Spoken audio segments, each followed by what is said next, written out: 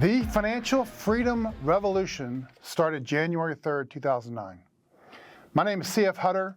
If your business buys Bitcoin, you can call me Chauncey. In January of 2009, I was busy helping a bunch of tax business owners get ready for tax season.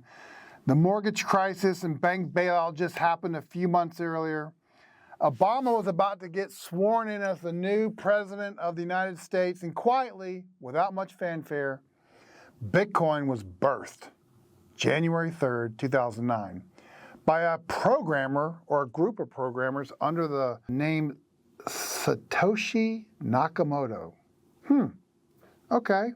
Well, if it's one person or a group of people, we don't know. A lot has changed since the early days of Bitcoin. People, in my opinion, are more aware of what the money system and the money system's being broken. There is a problem with the money. People have watched inflation. They watched things get a little crazy financially from 2009 till today. The number one problem, as I see it, monetary inflation is a real issue, period. As a country, we consistently increase the money supply. Like, it's not going to not keep happening.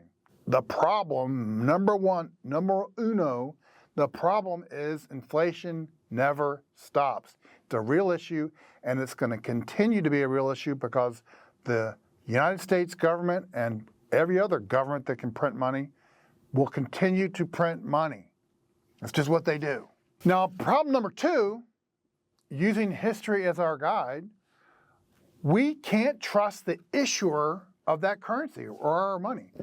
Like, we can't trust them because just look at history. Go back 5,000 years. In every single case, the people in charge of whatever the government was, or whatever the nation was, they could print more money, or they could have more, when I say print money, add more currency to the process, whether it was seashells or whatever it was. Thousands of years of evidence, not one time had the people in charge not added more money to the money supply. So if inflation is a real issue, it makes our money get less value because the purchasing power is less. And from a history standpoint, we know it's not going to stop. It's going to keep going. And there's not one case that we can look back on the last 5,000 years and say, oh no, those guys did it right.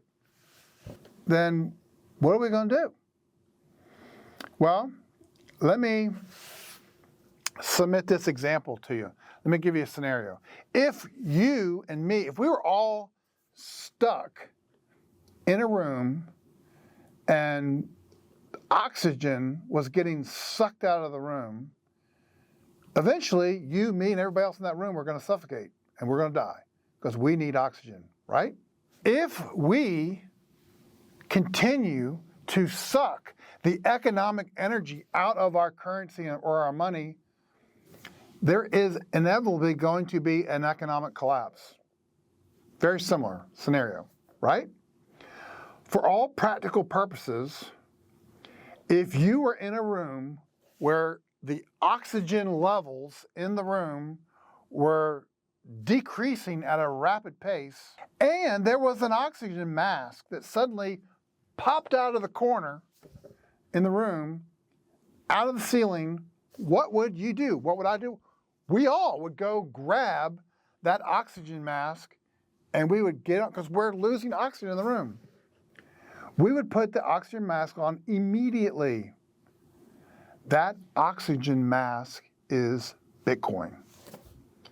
In the scenario that I gave you related to money, the economic energy, the inflation is sucking the life out of the currency, out of the money. The economy is going to collapse. It's going to die, just like we would die if we were in a room where there was no oxygen. And the answer for us, if we were in a room with no oxygen, was to get an oxygen mask and put it over our face. The exact same thing applies to Bitcoin and your financial situation and my financial situation. Our oxygen mask that we're putting on is Bitcoin. Now, you may not understand Bitcoin, you may not have a grid for Bitcoin, you know, what am I talking about? Do the work. Go down below the video, click on some resources, find out for yourself, do the work.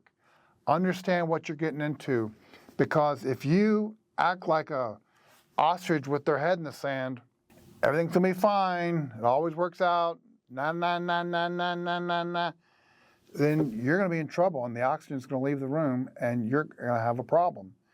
And I don't want that to happen to you. I don't want it to happen to me. And so if there's ever a time to start participating in the solution to our economic problems, you're going to have to take personal responsibility, just like I'm taking personal responsibility, and we are going to have to dive into the answer, which is Bitcoin. It is Bitcoin time.